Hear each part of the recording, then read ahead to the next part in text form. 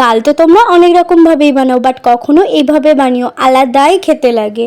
Good morning everyone. আজকের ওয়েদারটা ভীষণ ভালো, মেঘলা করেছিল, সকালে বৃষ্টিও হয়েছে, তাই আমি সকাল সকাল এই ঝাল সুজি বানিয়ে নিয়েছিলাম। তোমরা এটা কি বলো জানি না, আমি এটাকে ঝাল সুজি বলি, এবং বাড়ির সবাইকে দিয়েছি আর আমিও নিজে ব্রেকফাস্ট করে নিলাম। তো আজকে সকাল থেকে আমার ওপরে অন্নপূর্ণা ভর করেছে বলতে পারো, তাই সকাল থেকে আমি রান্নাবান্না করছি। তো এখানে বললাম ডালের রেসিপিটা তোমাদের বলবো।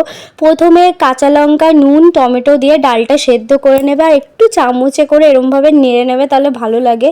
আর ফোড়ন দেবে হচ্ছে গোটা সর্ষে আর কাঁচা লঙ্কা, আর কিচ্ছু দেবে না। এটাকে ভালো করে ভেজে নেবে ফোড়নটাকে, দেখো এরকম হবে। ভাজার পরে তুমি ডালটা দিয়ে দেবে, এবং ডালটা ফোড়ন দেওয়ার পরে পরিমাণ মতো নুন, হলুদ দিতে পারো। আমি অলরেডি আগে দিয়েছিলাম, তাও অল্প একটু দরকার ছিল, তাই আমি অল্প একটু নুন দিয়ে দিয়েছি আর অল্প একটু চিনি দেবো। ব্যাস, আমার ডাল রেডি। এটা দারুণ খেতে লাগে, কখনো এটা বানিয়ে দেখো। এই টমেটো ডালটা দারুণ। এরপরে বানাবো ডিমের কারি, তাই ডিমটা সেদ্ধ করে নিচ্ছি আমি। আর এখানে গোটা গরম মশলা, জিরে, টমেটো, রসুন, আদা, কাঁচা লঙ্কার একটা পেস্ট বানিয়ে নিচ্ছি। আর ডিমটা সেদ্ধ করার পরে আমি এটাকে ভালো করে ভেজে নেব।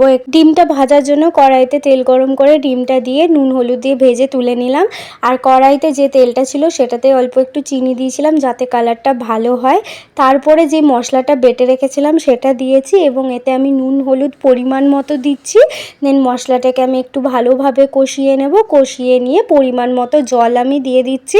ভেবেছিলাম ডিমে কারি করব, বাট কারিটা একটু ঝোলঝোলই রেখেছি। ঝোলটা খেতে খুব ভালো লাগে, আমার ভীষণই টেস্টি লাগে।